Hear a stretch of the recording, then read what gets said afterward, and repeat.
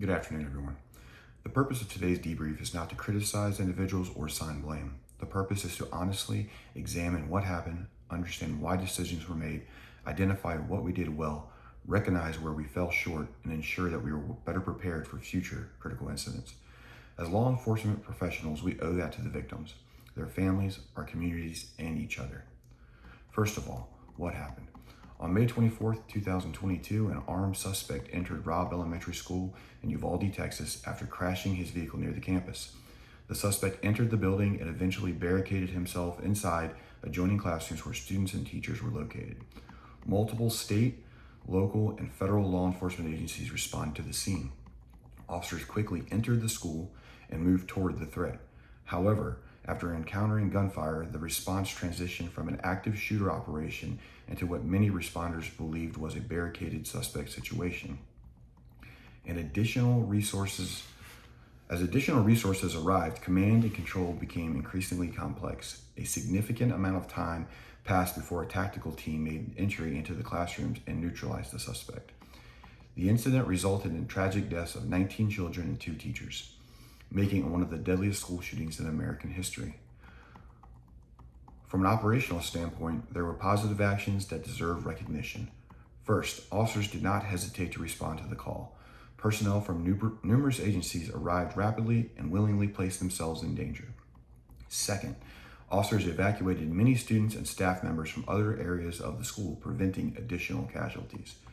Third, emergency medical personnel, law enforcement officers, and support agencies established casualty collection points, secured the perimeter, managed reunification efforts, and coordinated with investigators once the threat had ended.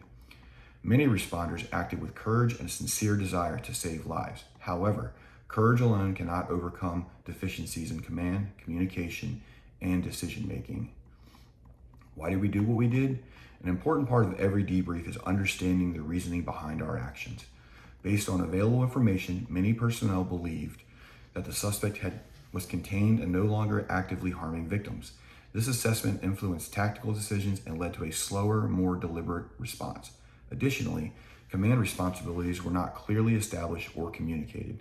Multiple agencies responded, each with different policies, training backgrounds, and communication systems. There was also uncertainty regarding available keys, breaching tools, classroom access, and status of victims inside the classrooms. While these factors can help explain why certain decisions were made, they do not eliminate the responsibility to continually reassess the situation. Active shooter doctrine clearly emphasizes that every minute matters and that the priority is to stop the killing and stop the dying. With that being said, what is it that we can do better next time? The first lesson is simple. Active shooter incidents require immediate action. Officers must continue to train and think in terms of rapidly locating and neutralizing the threat unless there is clear evidence that circumstances have changed. Second, unified command must be established early. Everyone on scene must know who is in charge, who is making tactical decisions, and how information flows through the command structure. Third, communication systems must be interoperable. Agencies should regularly conduct joint exercises to ensure radios, terminology, and operational expectations are aligned before a real-life event occurs. Fourth, rescue task forces and emergency medical interrogation should be implemented as quickly as possible to provide life-saving care to victims. Finally, realistic scenario-based training must continue.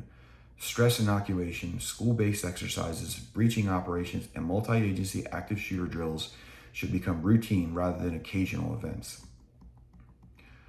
Were there deviations from expected active shooter doctrine? Yes. The transition from an active shooter response to a barricaded suspect response represented a significant departure from current best practices.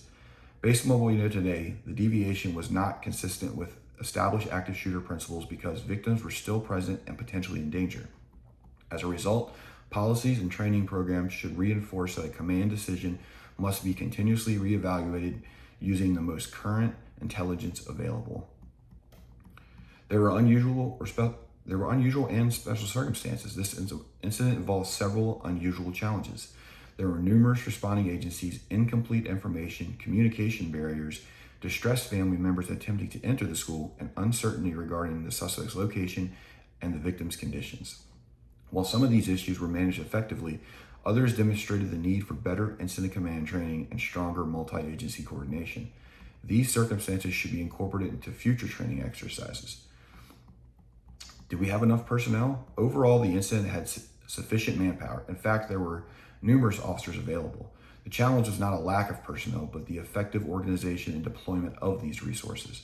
Future planning should focus on command structure, resource tracking, and assigning personnel to specific operational objectives.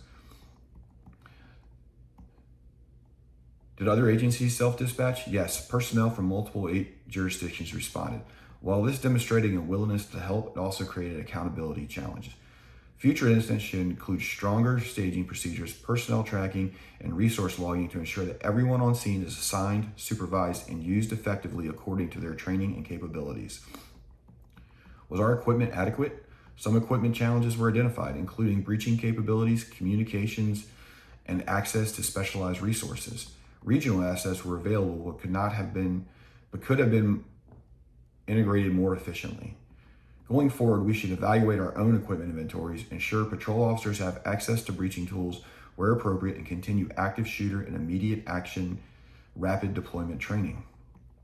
I want to close by reminding everyone that after action reviews are one of the most important responsibilities of professional law enforcement agencies. We do not learn by ignoring mistakes, and we do not improve by avoiding difficult conversations. The Uvalde incident reminds us that leadership matters, communication matters, training matters, and decisive action matters. As members of this department, our commitment must be to continuously improve. We honor those who were lost by learning every lesson available and by ensuring that if our community ever faces a similar tragedy, we are prepared to respond with courage, discipline, and unity of effort. Thank you, and I encourage everyone to provide honest feedback as we continue this debriefing process.